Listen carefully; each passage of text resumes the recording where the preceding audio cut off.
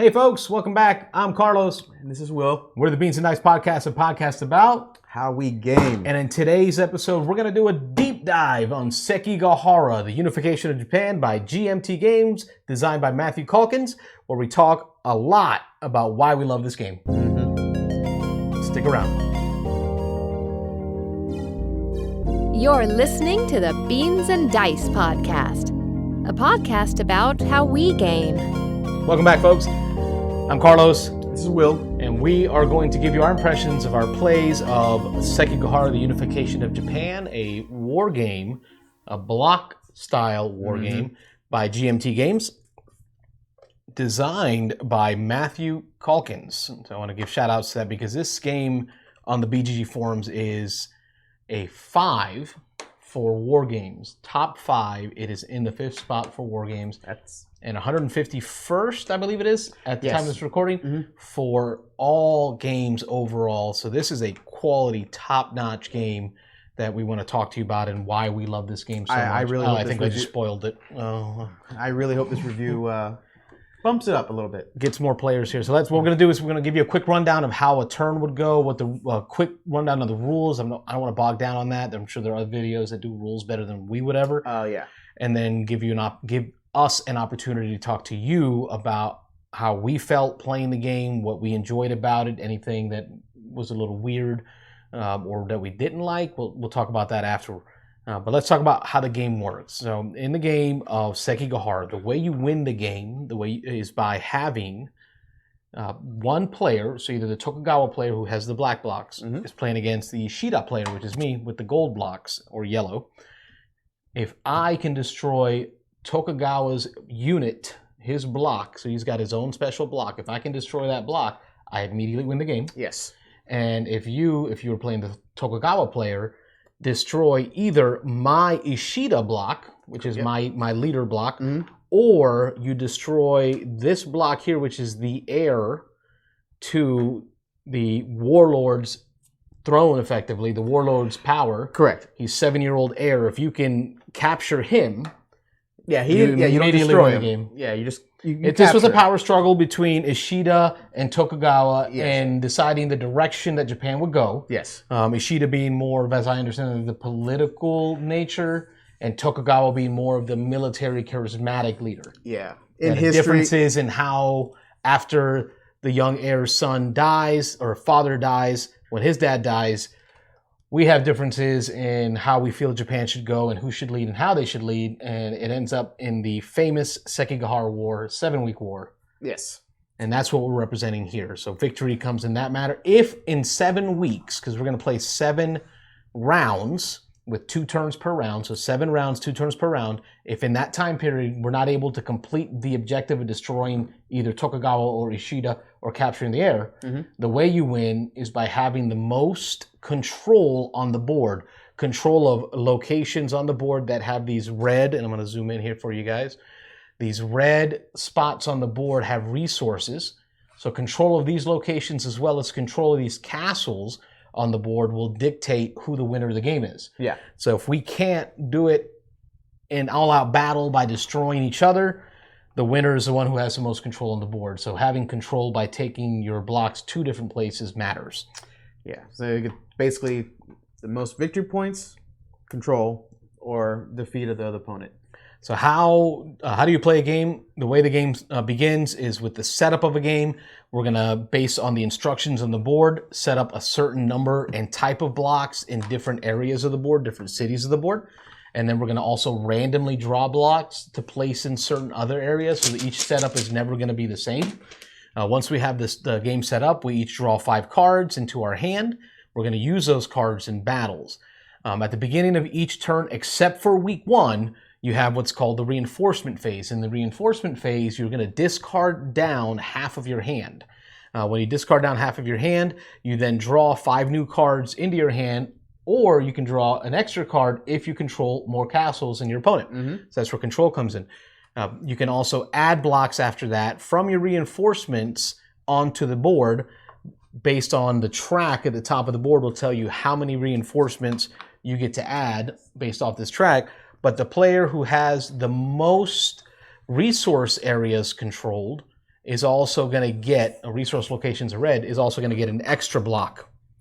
That's a very key. That's a very key. That was huge. That's huge. It was huge. It was very huge. So that's the reinforcement phase. Once the reinforcement phase is finished, we go to the bidding for initiative phase. Every card in this game has a power of its own, and that power, and I'm going to come here for you guys. This power on this card talks about the symbols and the swords for the power of the card, but it's also going to have an initiative number at the bottom of the card, and the initiative number is going to dictate who wins initiative. From our hand, we'll take one card, place it face down. That person wins, gets to choose the initiative. When we flip initiative, the winner decides who will be the first player each round. So when we flip these cards for initiative, the winner picks who gets to be first player. The Ishida deck has odd numbers. Mm-hmm. 1 through 7? No, 1 through 9. 1 through 9. It is 9. Mm-hmm. The Tokugawa deck has even numbers only through 8. 2 through 8, yes. So I do have the ability to win if I choose to, the choosing of the initiative, because my cards go to 9, his only go to 8, and you'll never see a tie because I have odd numbers, he has even numbers. So it helps simplify that flip. So it's going to discard from your hand. Discarding cards from your hand is one of the main mechanisms in the game because you use that to buy extra actions, to do more stuff. Right? But you need those cards to battle. You want cards in your hand. So you don't want to burn good cards because you want to save them for the battle. So those are some of the tough decisions that you make. So once we pick who's going to be the first player, it's going to go up on the board, and we're going to have that first player marker up there. And starting with the first player, they will begin by taking the A side of the week. So each week has 2 sides, A side, B side. And A side, first player would go, followed by second player.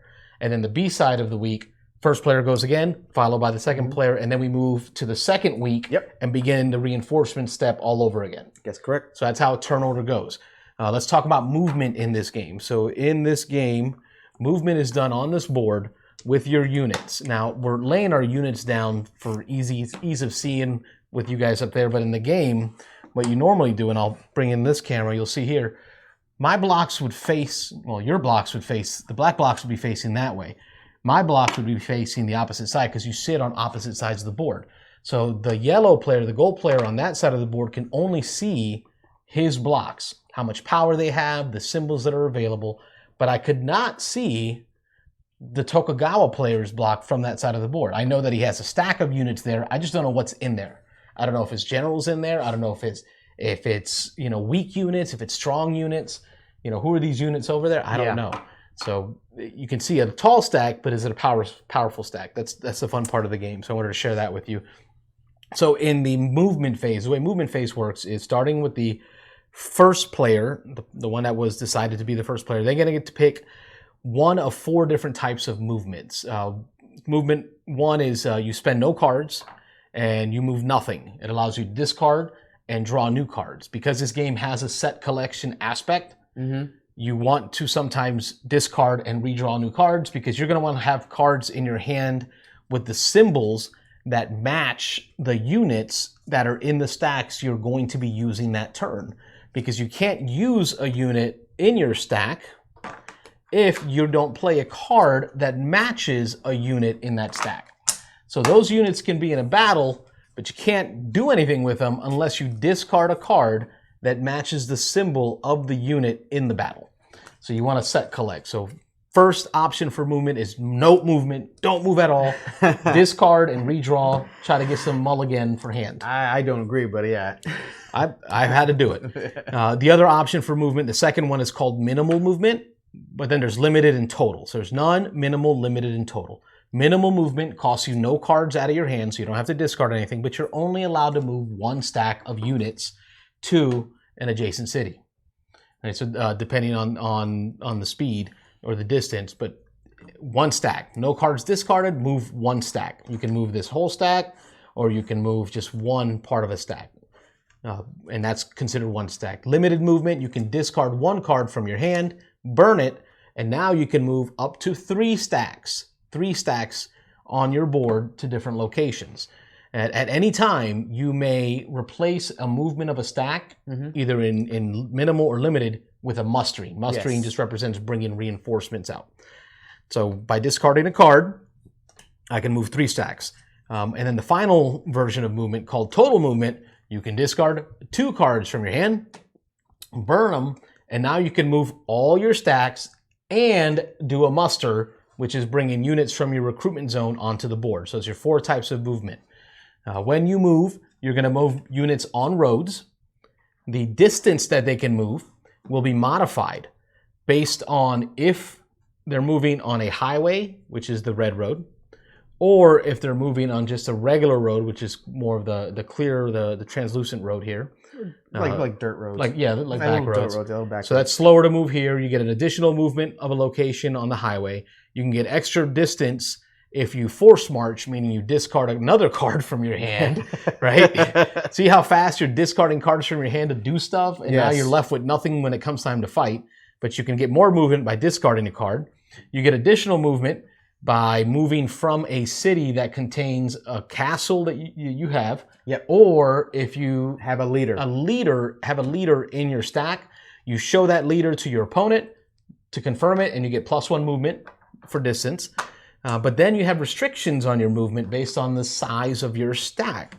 So 1 to 4 blocks, there's no modifiers to your movement. You can move 1 to 4 blocks with ease, right? But if you have, let's say, 5 to 8 blocks, you're -1 to your speed. If you're at 9 to 12 blocks, you're -2 for the distance. And if you're at 13 to 16, it's -3. And if you're moving 17 blocks or more, which you could move 17 blocks from one city to another city, it's not going to happen. No. Because the negative modifier is so high, you literally can't move that many blocks from one location to the other. No. So you have to really split these up and decide which symbols are going to go where. And then you can move them to different locations when you activate that stack. And let's talk about activating a stack. So if to move 1 stack, or to activate 1 stack, I would activate this 1 stack. Yep. And then without discarding any cards, I could move maybe 4 to this city adjacent to there. And then maybe 4 to this city adjacent here. And then maybe leave 1 and move 2 there. That's only 1 stack that I've moved, because it started off as 1 stack moving in different places.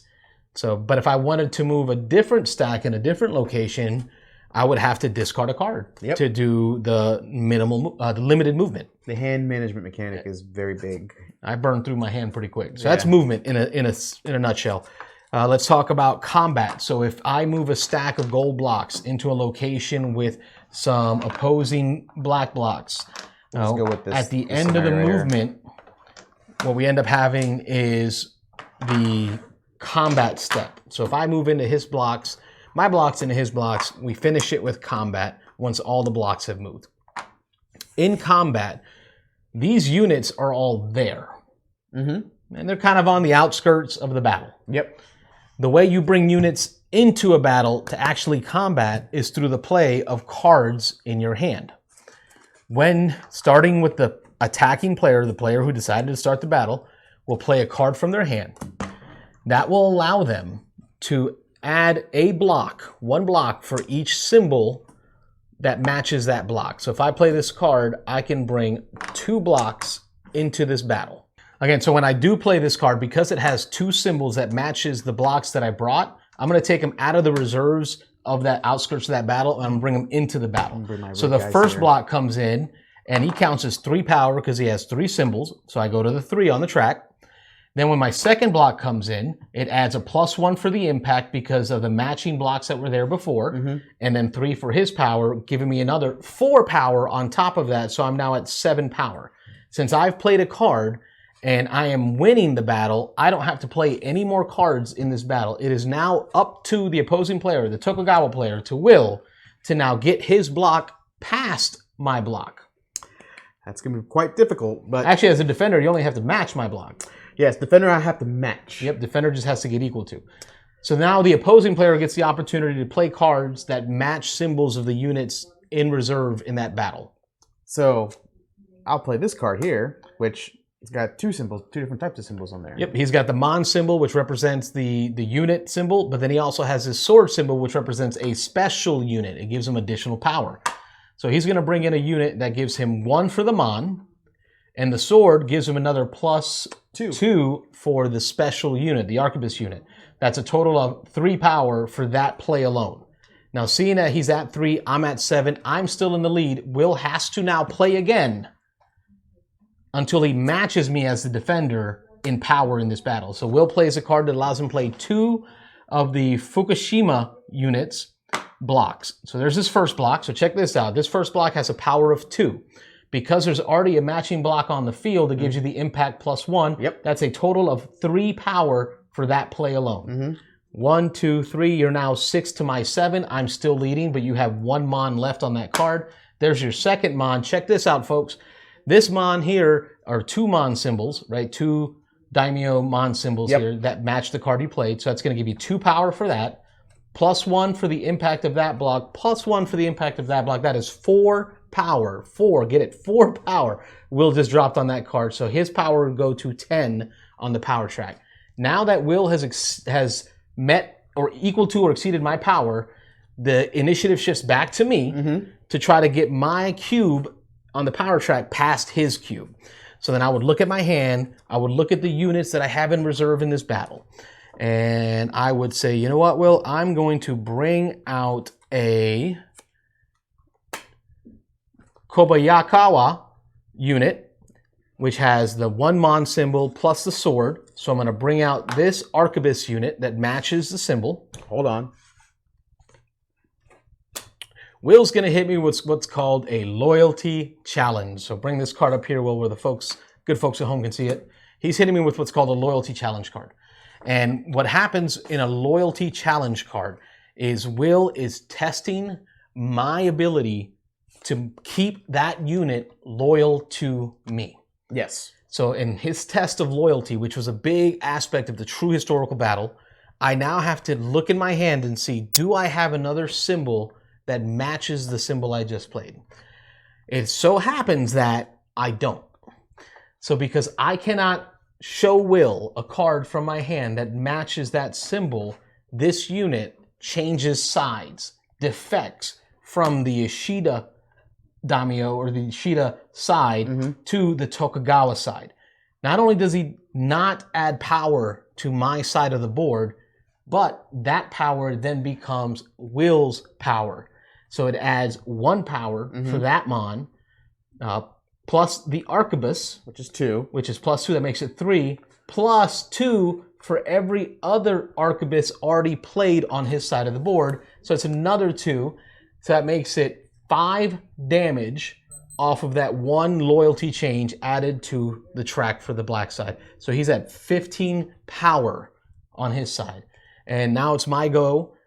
Here's what I have, folks. You can see this symbol. You already know I don't have any more cards in my hand for that symbol. So although this unit is in that city where that battle's located, I don't have their loyalty in my hand to be able to get them to go fight for me. Yeah. So my play is done. At this point, Will would get to play cards back to back, adding more power into that battle if he chooses for units that are in that city in that battle. Once he chooses to pass, which will probably be about now, we then determine the results of the battle. So the victor of this battle is Will. I am the loser. So now we determine losses. Losses, every unit or every side is going to lose 1 block for every 7 power the opposing side was able to gain in that battle. So I know, Will, that I got to 7. That's the magic number. You can see the difference in color on the board. So you will lose at least 1 unit in this battle. And you have to start with units that were in the battle, not the reserve units. So who are you going to lose? Well, I will lose this unit here. Now, this is a game of attrition. That does not go back into his bag. They get held on the side of the board as losses and never come back into the game. That's right. This is a game of attrition. Now, noticing where Will's power track is at, Will's power track is at 15. I will lose 2 blocks because each 7 power equals a loss of a block. So I'm going to lose these 2 blocks that were in the battle. So they come over here to the side. They're losses, right? They're gone. These guys are over here. They're gone. However, the loser will also lose an additional block just for being the loser. I don't have any more blocks that were in the battle itself, but I do have that 1 block in reserve in that city. he has to go. No. Oh, actually, no. The unit that defected would go first. So he's gone. Traitors. So that leaves me with 1 unit left in that city compared to your 3 units left in that city. As the loser, I would then retreat to an adjacent city, and that would be the end of the battle. So once we've completed 2 turns for each week, so week 1, we do this twice. You go, I go. You go, I go. That's the completion of week 1. We move over to week 2 on the track. So when we move to week 2 on the track, what it's going to do is start with the reinforcement phase again. So at this point, we discard half our hand down. So this is another magic part about the game. I can be greedy and hold on to a lot of cards like I did now, right? But I still have to discard half. I'm losing 4 cards on this turn. You're losing 2 because they only had 4 cards left. You used your cards in battles. I chose to hang on to a bunch of cards. Now we both draw back up to 5. The player who controls the most castle, or back another 5 cards added to your hand. The player who controls the most castles on the board will get to draw an additional card. And then we go back into adding blocks from our reinforcements, our recruitments onto the board based on the number stated on the top of the week, which I'll show you now. Bring this down a little bit. So each week will show you how many recruits you get each week. The player who controls the most resource locations, the red locations, gets to recruit an extra block that turn. So if you control that for 7 weeks, that's 7 extra blocks you get compared to the rest of us. I think that happened in our game. That did happen in our game. So that is a turn of Sekigahara. We're going to do this back and forth for 7 weeks. If I can defeat Tokugawa, his actual block off of the board, or if Will can defeat my Ishida block off of the board, or capture the 7-year-old heir to the warlord's throne, he wins the game. Other than that, we win the game at the end of week 7. Whoever has control of the most castles and the most red resource locations at the end of the game using cubes to indicate control will win the game. And that's how you play Sekigahara, the Unification of Japan. And now let's give you our thoughts on what we think of Sekigahara. First and foremost, it doesn't have dice, which is my bane in existence. Which is what turned me off at the idea of it to begin with. Yes. When you told me about it and you said, hey, I got this new game, it's a samurai game you want to play, and I'm looking up the rules and I'm seeing no dice, I'm like, okay, we can try it. For me, it's the aesthetics. I love this time period in Japan, the civil war that they had here. That's what first got me into it. And then the hidden mechanic.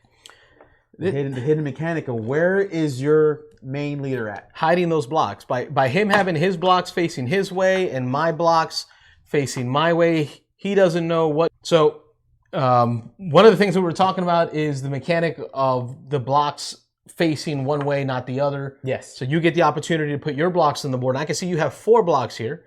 You can see that I have 4 blocks in this city, but I don't know what are on those blocks. I don't know what power they have. I don't know if that's your leader, if that's Tokugawa, and I want to destroy him to win the game. You don't know what I have over here. Exactly. You just see me mounting units and moving them across the board. You know where Tokugawa starts because they each, I know where Tokugawa starts. It starts in Tokyo. But as you start moving blocks out of Edo, which is Tokyo, yeah, I don't know if he shifted that way or if he was headed straight to, Kyoto to come after me. Where is he? Where do I send my units? That unknown is real nice. Yeah, I like it. Was a key factor because I think you were hunting for him and you actually had me on the ropes because if I never felt that way though. He was over here and you had an army right here and you were scared because you kept. I thought you left him in Edo. I had him out. I just never used him in battle. I ended up moving Ishida here. And that's where I felt I was on the ropes because I ran him away with one other unit. It was just 2 blocks, him and Ishida, trying to hide out over there. And mine was right and there. And your units were over there near them. We'll do a top view so you can see what I'm talking about. When I had my leader up here, and then he had his leader over here, but we didn't even know it. I'm over here thinking his leader's over here. He's coming over here to my capital thinking that's where I kept my leader. Mm-hmm. So that was a fun part of the game. I like the set collection aspect of the game. Yes. So although there are not dice in this game, there are cards. And although I may have a nice stack of units there, if I don't have their symbols, their loyalty symbols in my hand, that means nothing to me. I can move them, but when it's time to battle, I cannot bring them into battle unless I have cards that match their symbols. Yeah. So there's set collection in this game. Based on what I have in my hand will determine how I want to set up my blocks, what symbols I want on those blocks before I muster them all up. Before I send them out to fight, I got to make sure that I have enough cards that have their symbols to get out there and actually do something. Well, that's the strategy game I like about this. It's bluffing your opponent. Yep. There was battles where I won against you with severely less blocks. Oh yeah. So I was just like, I don't think he's got the muster. And sure enough, you had a lot of cards in hand, but nothing to play. And you can't retreat from a battle because these are samurai. They don't run away. Nope. So he ended up losing that battle almost 4 blocks. And there were battles that were shifted by the loyalty card. Yeah, it makes such a huge difference in the loyalty. Yeah. The game itself with the power track, how the blocks stack, that power starts off and it's almost like a tsunami wave just building. Each time you play another block that adds on top of that, it's like it's not just adding to it, it's like exponential. Like every time I add another block, it's like blakata, even more, like more damage. And here's another 10 damage. You see this power track, it goes to 50 almost. So I can imagine a battle that gets that much power, that many forces going in there, wave after wave of samurai. Just in my head, I envision it. Well, I think each block was supposed to represent 5,000 samurai. Is it 5,000 per block? It's 5,000 per block. That PBS special, watching that PBS special really hit home for me. It does. How many samurai? I think it was the greatest. It was the most samurai in Japan's history on a battlefield at one game. In one battle. At one given time, yep. Yes. And to think, 38,000 were stuck over here and were late to the battle? They were late, yes. They never made it. And they never made it to the battle, and it was still the largest collection of samurai in one battle for the Battle of Sekigahara. Mm-hmm. So, that's huge. What are some other aspects that we want to share about the enjoyment of the game? The bidding, the initiative bidding. Yes. Because the power of the card, so if I have a card that has 2 mon on it, and maybe it has the symbol, the sword symbol, it's going to be a high initiative card. Right, so I want to use it for the battle. I don't want to waste it in initiative, but I need to set up initiative this round because I want to have to go first.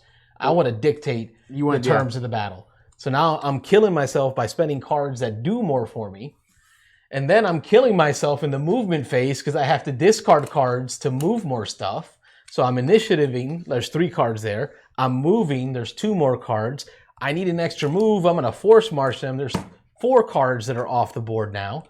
Right, and it's like, okay, now I'm down to my hand of 3, and I finally make it to the battle with only 3, and there's nothing I can do. It really represents the balance of how you move, the energy it takes to move stuff, to get them into a position to battle, and by the time you get there, you're just. I think there was a reference in the rulebook saying it's to showcase the logistical. The greatest logistical means of deploying armies this large. The larger your army is, the more resources you have to lose. Yeah. And then even when you get them all out, they may not all fight because they can't get there. But it just to me that extra layer, right? So I'm yelling at them, right? I'm saying, hey, we're gonna go early in the morning, and then I'm saying you're all gonna move, right? And then I'm saying, you know what? Force march and everybody go faster. And then what I'm left with is 3 or 4 cards in my hand, but each one of these cards represents what? The loyalty of a daimyo. Mm-hmm. So I'm burning through my equity of loyalty with these daimyos by waking them up early and force marching them and making them move farther so that by the time I get to the battle, they're less likely to be loyal to me and actually fight and more susceptible to a loyalty challenge card when Tokugawa says, we wouldn't treat you that badly over there. You really want to come to my side? And that was historically accurate, where the loyalties actually changed. Yes. And that's what dictated the win for Tokugawa historically, where he got to set the new path for Japan for the next, piece of, was it 200, 300 years of peace? It was huge. Over 250 years. That his family, his clan was. That Ishida did not get to set. No, it did not, no. Any last comments you want to give about the game? I will say this. it got me more into Japanese history. Just playing this game, it was really, really. It pulls you in because it makes you want to know who are on these symbols. Who is this guy? Who is that? Oh, watch that PBS special. Yeah. You'll see all these symbols on the backs of these Japanese samurai because they wear those banners that come out the back. I mean, you see these exact symbols in the history documents. This game really makes you want to learn more. The reinforcement step was very key because I see where you put your blocks at. Now, normally if you recruit one block, that one block can go here. If I recruit 2 or more, I have to show you what I'm recruiting and then put it in that location. So I'm consolidating that particular power at that location. So it's got a lot of the mechanics is that hidden is like. But there's also that area control piece. In the reinforcement step, it talks about drawing more cards and adding more blocks to the board through recruitment. But you get more blocks if you control more resource locations, which are the red locations. You get more cards if you control more castle locations. Correct. So it really drives you to move your units to these red locations so you can place your control marker on that location. So at the beginning of the next turn, if you have more red resource locations than I do, you get more units. If you have more castles, meaning you come into this yellow castle that I control and kick me out of this city, that is now your castle. Yeah. Right? So now you control that castle, I lose control of it. You're going to have more castles than me. You're going to get more cards than me at the start of each turn. But that matters. It does matter, but it's also, again, this is a very tricky game because I may do just to trick you into coming back for it. You burn your cards up. Because that's where the whole strategy is involved. Like, moving. It's like, yes, I will move. I'm going to burn lots of loyalty to try to move some units to try to recapture resource centers, recapture castles, because you're playing on my war hawkishness, where I'm like, dude, you're taking my stuff. I'm not happy. Let me get my stuff back. Yeah, you can't do that in this game. This game, you gotta calm, composure. You gotta practice that Zen. Bushido. I don't have that. Yeah, you don't have that. I don't have that flowing like a river. Yeah. No. Anyone that plays against you, like a bull in a china shop, punches you in the game, and that's it. Yep. That's it. And then I'm just like red glare, and I have one mission, which is beat you or destroy a unit. I think in one battle I did. I came in and my only goal was to kill that one unit, and I came in and I put everything in, and you came in with I think twice as many units as you, and I still lost. Yes. So Sekigahara, Unification of Japan, GMT Games, designed by Matthew Calkins. This is a hit.